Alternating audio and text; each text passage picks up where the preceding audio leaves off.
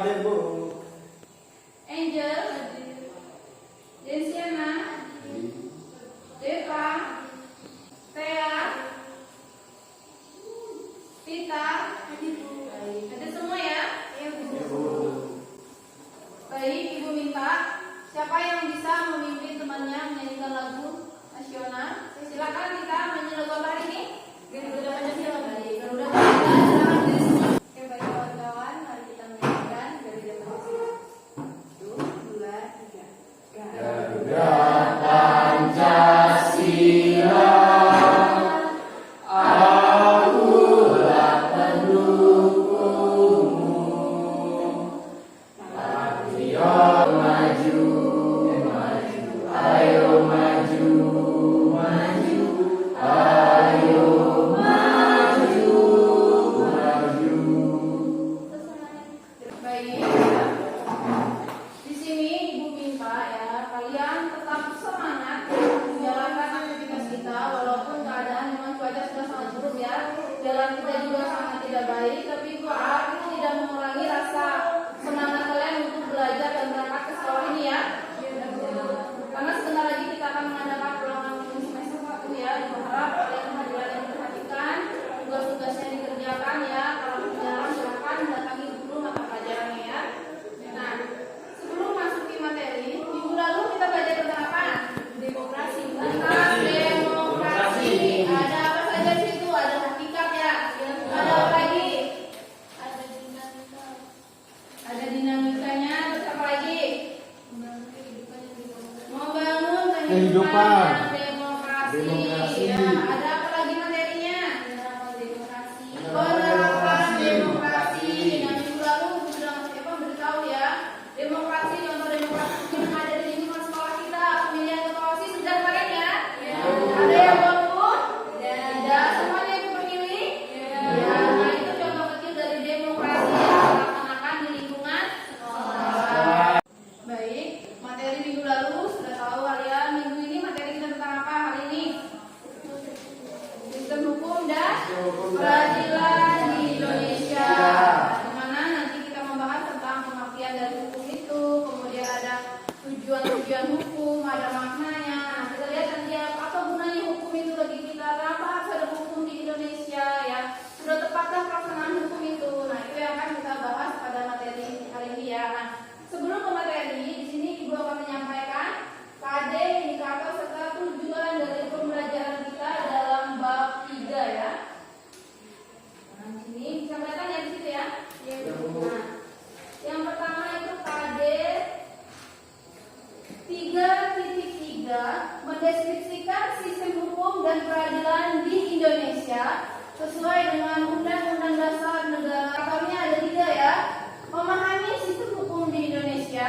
Yang kedua, menelaah makna dan karakteristik hukum sesuai Undang-Undang Dasar Negara Republik Indonesia. Tujuan pembelajaran ada spiritual, ada sosial, ada pengetahuan, dan ada keterampilannya.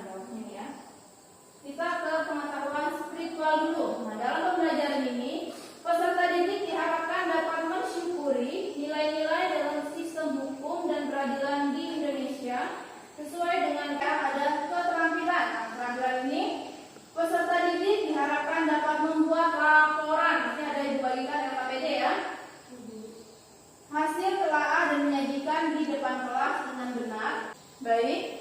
Nah, di sini Ibu akan menayangkan sebuah video ya yang akan kita pelajari ya berhubungan dengan materi ini ya, tentang pelanggaran lalu lintas. Nah, Ibu minta kalian simak, kalian lihat ya apa videonya, apa yang ada di video. Nanti setelah video ini ditayangkan, Ibu akan menanyakan dengan kalian tentang apa video itu ya. Silakan diperhatikan dengan seksama.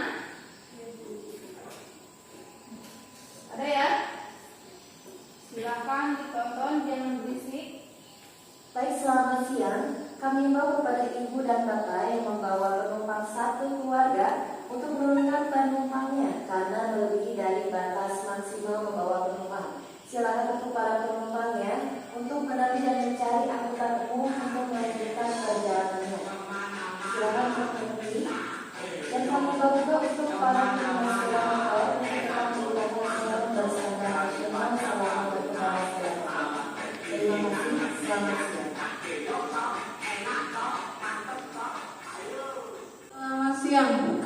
menghimbau kepada pengendara sepeda motor di Simpang Sutisna Senjaya. Adik yang berbonceng 3, kalian terpantau oleh CCTV ATCS Dinas Perhubungan Kota Tasikmalaya. Silahkan agar memutar arah pulang ke rumah, ambil helm dan tidak berbonceng 3 karena berbahaya. Silahkan adik putar arah pulang ke rumah. Sekali lagi kami himbau kepada pengendara sepeda motor di Simpang Sutisna Senjaya. Adik yang berbonceng 3, silahkan agar memutar arah pulang ke rumah, ambil helm dan tidak berbonceng 3. Selamat pagi, selamat datang di Simpang Pasteur Surya Sumantri. Himbauan kepada pengemudi motor Beat berwarna hitam dari arah Gunung Batu, silakan mundur hingga berada di belakang garis stop light. Silakan mundur, teteh yang menggunakan masker berwarna biru. Oh, adek bermasker biru. Baik. Sudah ya nomornya ya? Ya. Tentang apa tadi? Pelanggaran lalu lintas. Lalu lintas. Yang paling banyak dilihat itu pelanggaran tentang apa aja? Tidak menggunakan apa? Helm. Oke, baik ya. Nah, setelah melihat tayangan tadi, Ibu mau bertanya ya. Apa yang menyebabkan orang banyak melanggar lalu lintas? Siapa yang menjawab? Saya Bu, Apa? kurangnya kesadaran berlalu lintas, Kurangnya kesadaran berlalu lintas. Apa lagi? pemahaman yang kurang. Bagaimana cara kita untuk mengurangi pelanggaran lalu lintas? Siapa apa? Yang pertama mungkin harus adanya penetapan hukum yang jelas dulu. Ya, adanya penetapan hukum yang jelas ya, yang melanggar lalu lintas dikenakan sanksi penjara gitu ya, melanggar denda dan sebagainya. Apalagi? Yang kedua harus mengadakan sosialisasi terhadap peraturan-peraturan tentang berlalu lintas. Ya, tentang berlalu lintas. Sekarang silakan dibuka LKS-nya bab 3, sudah. Nah, di situ ada materi tentang sistem hukum di Indonesia. Yang pertama yang kita bahas salah satu tentang apa? Makna dan Ya, makna dan karakteristik hukum ya. Hukum itu dibuat untuk mengatur tingkah laku manusia dalam bermasyarakat ya, agar kita sebagai manusia itu tidak berbuat yang sembarangan ya. Kita harus berbuat sesuatu harus dengan rasa penuh tanggung jawab. Karena apa? Kita harus taat tentang hukum ya. Hukum itu sifatnya memaksa ya. Mau tidak mau kita harus tunduk terhadap hukum. Nah, seandainya tadi ya seperti lalu lintas itu, ketika tidak ada hukum yang mengatur atau sembarangan ya, tidak ada lampu merah dan sebagainya, apa yang terjadi? Kecelakaan. Kecelakaan. Silakan untuk kelompoknya. Ini sudah Ibu siapkan ya, sudah Ibu siapkan LKPD ya.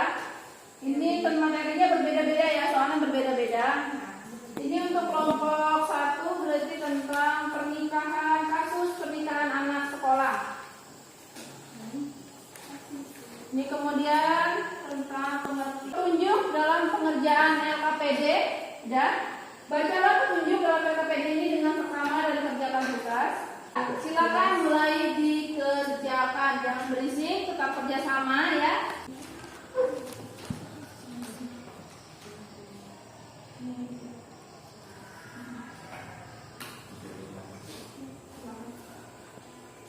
Gimana ditanyakan? Mulai dikerjakan.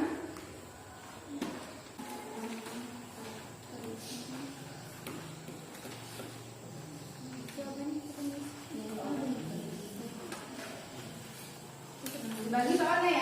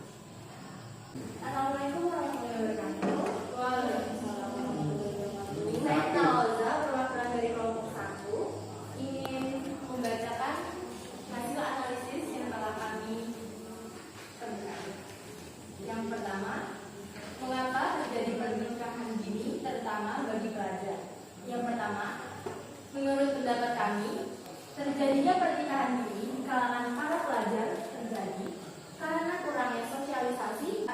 Ya, silakan bertanya juga. Kenapa terjadinya pernikahan dini? Terjadinya pernikahan dini tadi yang saya sebutkan yang pertama karena kurangnya sosialisasi dari pihak pemerintahan dan juga sekolah. Ada juga tentang kasus pernikahan anak sekolah, pergaulan bebas, kemudian kurangnya sosialisasi dari lingkungan keluarga, ya, kurangnya pendekatan dari keluarga juga. Baik, setelah presentasi tadi ya, nah sebelum kita menutup pembelajaran kita melakukan refleksi dulu ya. Nah, yang mau ibu tanyakan dalam pembelajaran kali ini apa saja yang telah kalian pelajari dalam materi di bab 3 ini? Apa saja yang tadi pelajari? Yang pertama makna dan karakteristik. Makna dan karakteristik. Kemudian apa lagi? Yang kedua penggolongan hukum. Penggolongan hukum. Apa lagi? Yang ketiga tujuan hukum. Tujuan hukum dan yang terakhir tata hukum Indonesia. Ya, tata hukum di Indonesia itu ada 4 ya, pada subbab ini ada 4 yang kita pelajari ya, di mana kita sudah mempelajari tentang pengertian, kemudian penggolongan, tujuan dan tata hukum. Baik. Selanjutnya, adakah hal menarik yang kalian temukan dalam pembelajaran kali ini? Ya, helm tapi nggak dipakai, Bu. Punya helm tapi nggak dipakai, yang dilindunginya motornya ya, kepalanya nggak dilindungi. Nah seperti itu, jangan ikutin itu ya. Helm digunakan, jangan helmnya buat dicantolin di depan itu, kemudian buat apa bawa helm berat-berat kalau nggak dipakai ya. Nah gunain helm itu untuk melindungi kepala ya, kepala. Selanjutnya, hambatan apa yang kalian temukan dalam pembelajaran ini? Ada yang kesulitan? Tidak. Baik, semuanya paham ya? Nah, kita membuat sebuah kesimpulan. Ibu minta dari berapa orang sih kita ini? 12 ya? Dari 12 orang, ibu minta 4 orang untuk membuat kesimpulan. Satu-satu. Siapa dulu? Apa yang jawab? Dibuat untuk mengatur kehidupan masyarakat. Oke, hukum itu dibuat untuk mengatur kehidupan dalam bermasyarakat agar tertib ya. Lanjutnya siapa lagi? Apa deh Pak? Hukum bersifat memaksa dan memiliki sanksi yang harus dipatuhi. Ya, hukum memiliki sifat memaksa, mau tidak mau, suka tidak suka, kita harus taat dan patuh terhadap hukum. Jadi kesimpulannya pada hari ini, hukum itu harus ditaati, suka tidak suka, mau tidak mau, kita harus taat terhadap hukum. Apa tujuannya? Demi kenyamanan kita ya, kenyamanan ketika kita berada di lingkungan luar. Ketika kita tidak ada jaminan hukum, apa kita nyaman berada di luar? Apakah tidak? Sebelum kita mengakhiri pelajaran ya, kita lihat di bagian B, sistem peradilan di Indonesia, halaman berapa nak? 58 dibuka, sudah? Nah itu yang kita pelajari minggu depan. Dan untuk tugas di rumah, ya tugas di rumah, silakan dibuka LKS-nya, ya. Tugas mandiri halaman 64. Demikian penjelasan Ibu untuk hari ini ya, karena tidak ada pertanyaan dan waktunya juga sudah habis. Jadi kegiatan pelajaran hari ini Ibu tutup ya. Ibu akhiri. Assalamualaikum warahmatullahi wabarakatuh. Selamat siang. Waalaikumsalam warahmatullahi wabarakatuh. Ya, Bu.